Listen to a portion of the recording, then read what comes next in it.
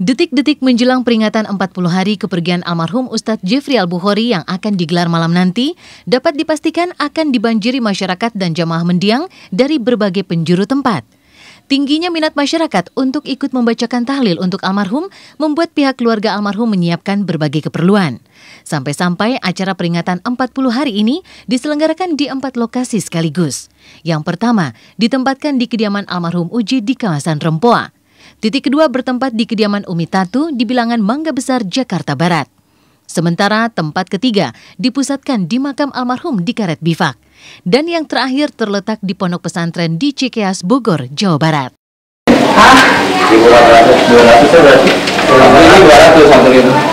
Ini berapa? Rencana di Umi, di rumah lahirnya Uje, itu sih biasa aja. Seturu-turu orang masjid jamaah di tempat Umi di daerah Mangga 2. Keduanya di sini, ini pusatnya memang. Ketiga mengadakan di pondok pesantren, pembangunan pesantren Uje di Cikeas. Untuk acara besok itu semuanya akan dipasang, ini aja digelar karpet atau plastik buat tatakan duduk sampai mungkin ke perapatan sana tuh. Hanya itu aja. Dan panggung buat alim ulama juga para mubalik lah ya.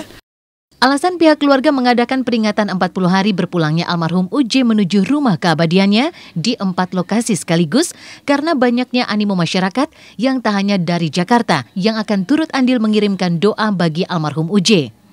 Bahkan rencana awal, peringatan 40 hari ini akan diadakan di lapangan Monas. Namun kabarnya niat itu urung dilaksanakan lantaran tidak mendapatkan izin.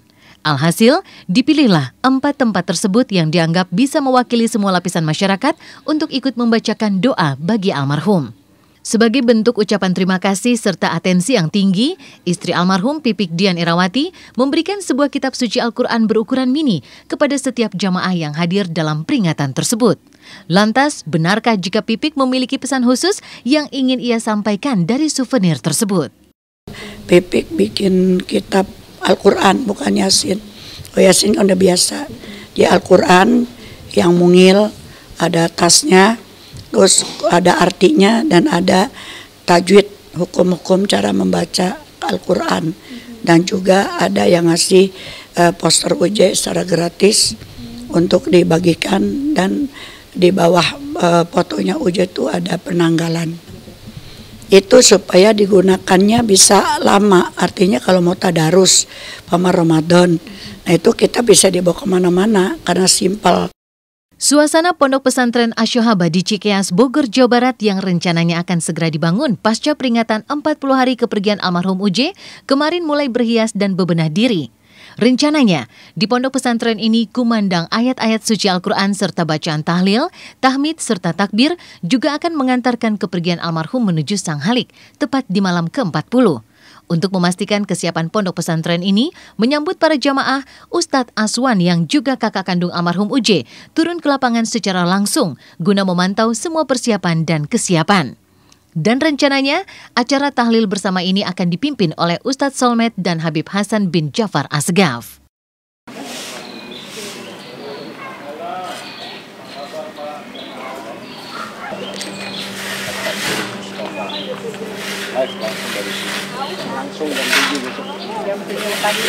Dalam acara besok, selain acara tahlil akan dihadiri juga oleh Ustadz Solmed dengan Habib Hasan bin Ja'far As-Sagab, yaitu pimpinan dari Majelis Nurul Mustafa. Insya Allah besok pada 40 harinya jamaah ini akan ada datang ratusan orang untuk mengadakan tahlil bersama, juga kunjungan dari jamaah-jamaah lain dari beberapa daerah. Nah, sekarang kita alhamdulillah sedang merapihkan jalan supaya lebih nyaman lagi. Insya Allah planningnya setelah 40 hari ini kita akan membuat lokal untuk santriwati, kelas dan tempat mereka tidur.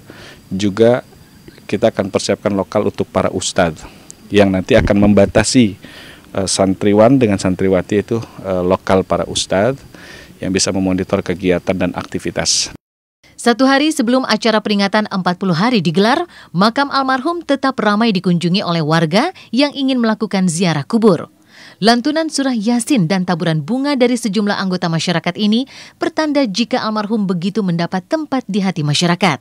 Lihat saja bagaimana para peziarah ini yang berusaha memegang foto juga kayu nisan bertuliskan nama almarhum. Tak jarang juga dari peziarah ini yang mengabadikan dirinya saat berada di makam mendiang Ustadz Gaul ini. Jika tak ada aral melintang, Gubernur Jokowi direncanakan akan hadir di makam Ustadz Jeffrey Al-Bukhari untuk mendoakan almarhum. Jeffrey, hasil makosa dana ya Allah. Balik urut menaiki kamera juga.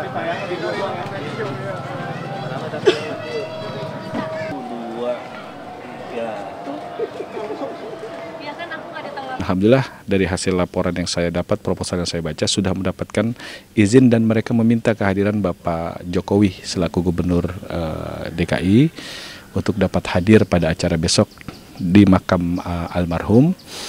Yang insya Allah kalau saya lihat di proposal yang mereka berikan pada saya itu akan dihadiri 1.000 orang. Tak terasa 40 hari sudah almarhum UJ pergi meninggalkan keluarga, sahabat, juga jamaah yang sampai kapanpun akan merindukan sosok Ustadz Gaul ini. Selama 40 hari ini, Umi Tatu akhirnya diberi kesempatan bersua dengan almarhum Ananda tercinta lewat alam mimpinya.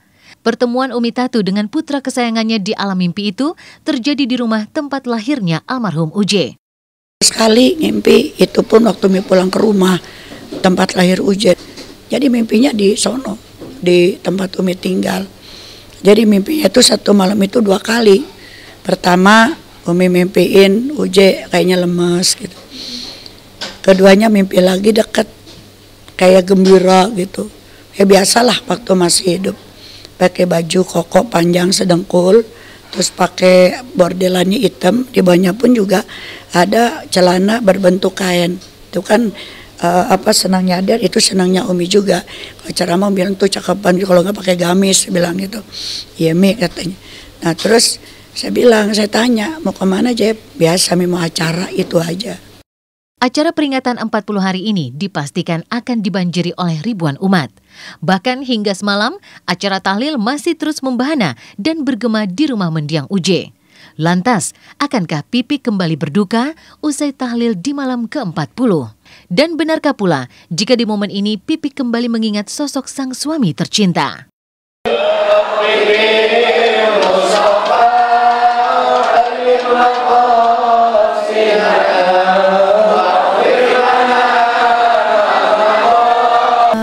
Setelah dari mulai malam pertama sampai 40 hari ini memang keadaan masih tetap yang sama ya,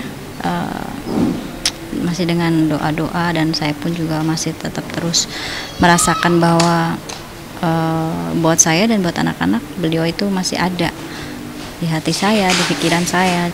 Kalaupun saya nangis, anak-anak saya malah justru yang marahin saya gitu kan. Percuma nangis, emang kalau nangis habisnya bisa balik lagi. Saya ingin menjadikan mereka orang besar, orang hebat yang akhirnya almarhum bangga gitu ya.